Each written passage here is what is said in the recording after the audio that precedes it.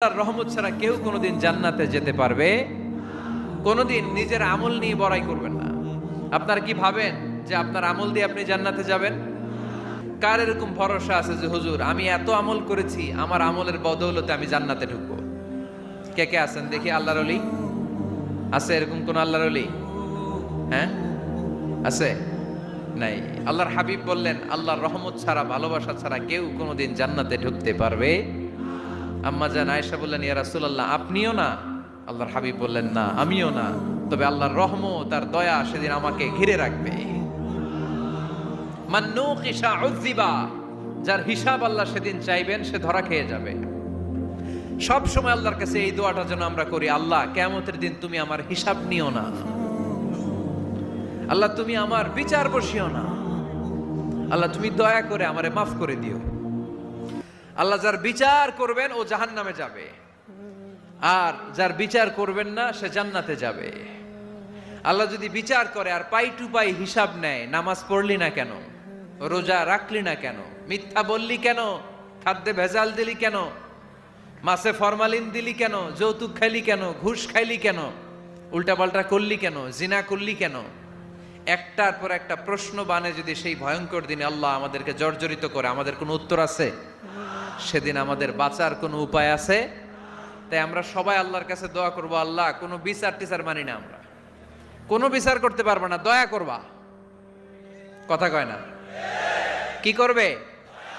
এবার আওয়াজ করে বলেন, বিচার চান না দয়া চান? রোজ হাসরে হে আল্লাহ আমার করোনা বিচার, আল্লাহ করোনা বিচার, পড়েন আমিন। রোজ হাসরে হে আল্লাহ আমার করোনা বিচার, আল্লাহ করোনা বিচার, বিচার চাহি না তব দয়া চাহে এ গুনাহগার, আল্লাহ করোনা বিচার, পড়েন আমিন। তিনি যদি দয়া করেন তবেই আমরা জান্নাতে যেতে পারবো, ঠিক কিনা? এজন্য আল্লাহর প্রশংসা করতে হবে বেশি বেশি নাকি কম কম? কম কম না বেশি বেশি? ফাবিআইয়ি আলাኢ রাব্বিকুমা তুকাযযিবান, আমার কোন নিয়ামতকে তোরা অস্বীকার করবি বল? O mankind and jinnkind, which of my mercy and blessings you want to deny? আমার কোন নিয়ামতকে অস্বীকার করবি? অস্বীকার করার সুযোগ আছে? নাই। কোন নিয়ামতকে অস্বীকার করবেন বলেন? আল্লাহর কোন নিয়ামতকে অস্বীকার করার কোন সুযোগ আছে? ওয়া ইন তাউদ্দু নি'মাতাল্লাহি লা তুহসুহা ইন্নাল ইনসানা লাযালুমুন কাফার।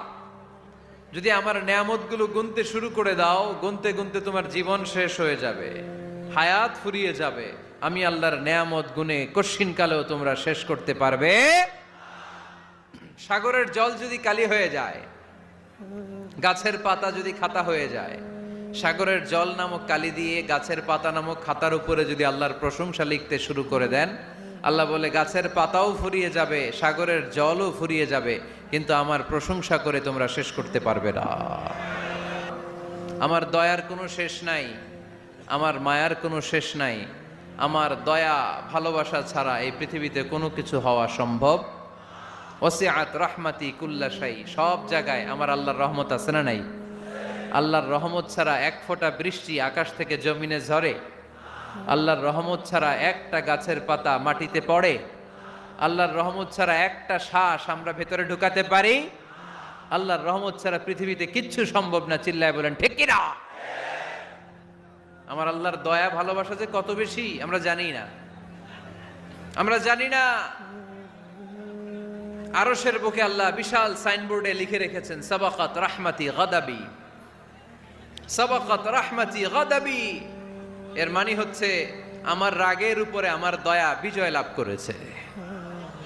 সাবাকাত রাহমাতি গাদাবি, আমার রাগও আছে, আল্লাহর রাগ আছে না?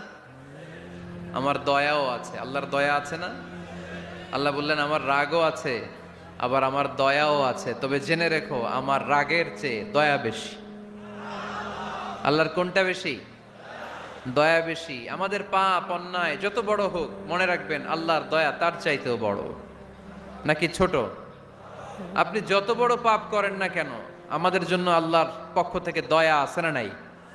বনি ইসরায়েলের এক লোক সিরিয়াল কিলার ছিল, খালি মার্ডার করতো, সিরিয়াল মার্ডার, 1টা 2টা 3টা 10টা 5টা করতে করতে করতে করতে 99টা মার্ডার করেছে।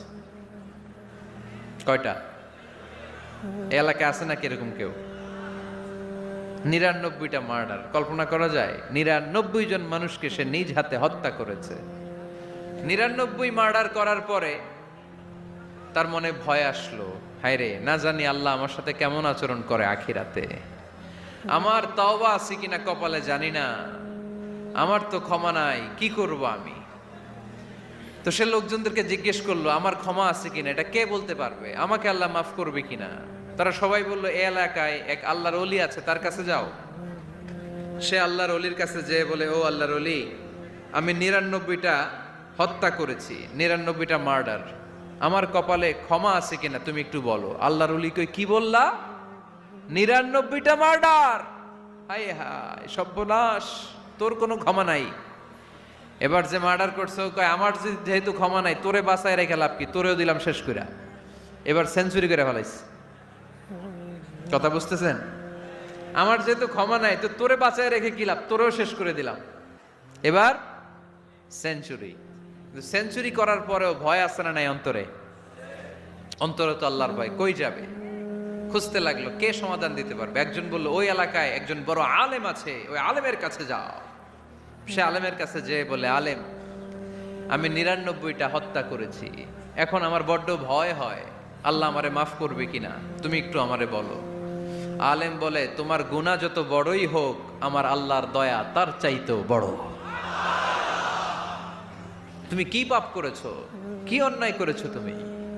তুমি জানো না আমার রব কত মেহেরবান, তিনি কত দয়ালু, তিনি ভালোবাসার আধার, তিনি করুণার আধার। তোমার পাপ অন্যায় যদি হয় খালের পানির সমান, বিলের পানির সমান, আমার আল্লাহর দয়া সাগরের পানির সমান। তোমার পাপ আর অন্যায় যদি হয় পাহাড়ের সমান, আমার আল্লাহর ভালোবাসার দয়া হচ্ছে আকাশের সমান।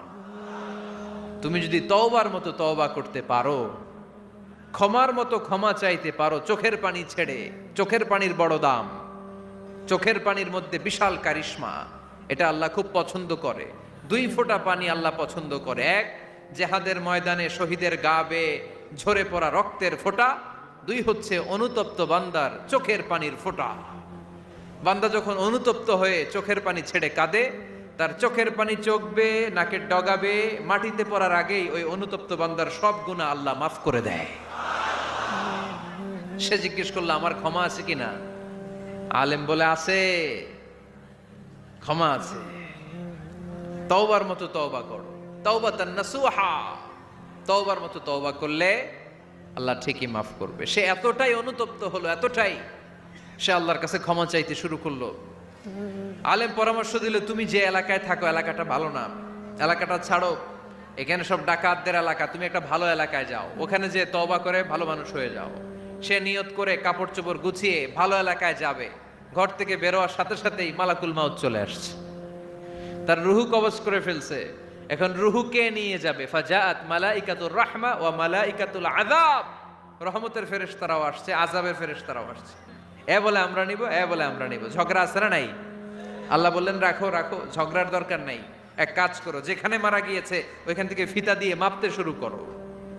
ভালো এলাকাটা যদি কাছে হয় জান্নাতের ফেরেশতারা নেবে, খারাপ এলাকা যদি কাছে হয় জাহান্নামের ফেরেশতারা নেবে। খারাপ এলাকা তো একেবারেই কাছে, ঘর থেকে বেরোয়ার সাথে সাথে মৃত্যু হয়েছে। আর ভালো এলাকা তো অনেক দূর। আল্লাহ জামিনটারে আদেশ দিলেন, জামিন, এই অনুতপ্ত বান্দার জন্য তুই ভালো এলাকাটা কাছে চলে আয়। ভালো এলাকাটার জামিনটা তুই সংকুচিত হয়ে যা। যদিও ঘর থেকে বের হয়েছে একেবারে কাছে, খারাপ এলাকা হাজার হাজার মাইল দূরে চলে যা। ফিতা দিয়ে মাপ দিয়ে দেখে, সর্বনাশ, ভালো এলাকাটা তো একেবারেই কাছে, খারাপ এলাকাটা অনেক দূরে। আল্লাহর ফয়সালা অনুযায়ী রহমতের ফেরেশতারা তার রূহকে নিয়ে জান্নাতের ভেতরে ঢুকিয়ে দিয়েছে। 99টা হত্যা করার পরে আরো একটা হত্যা করে সেঞ্চুরি, 100টা খুন করছে। আপনি কয়টা করছেন? আমি কয়টা করছি? তো 100টা খুন করে যদি ও মাফ পেতে পারে আমার আল্লাহর কাছ থেকে, আমরা কি ক্ষমা পেতে পারি না? ওর পাপের কাছে আমাদের পাপ কি? কয় ওয়াক্ত নামাজ ছাড়ছেন আপনি? কয়টা মিথ্যা কথা বলছেন? কতবার ঘুষ খাইছেন? কত টাকা সুদে লাগাইছেন? কত অন্যায় করছেন? কত জুলুম করেছেন? মনে রাখবেন, আপনার পাপ, আপনার অন্যায়, আপনার জুলুম যত বড় হোক না কেন, আমার আল্লাহর দয়া তার চাইতেও বড়।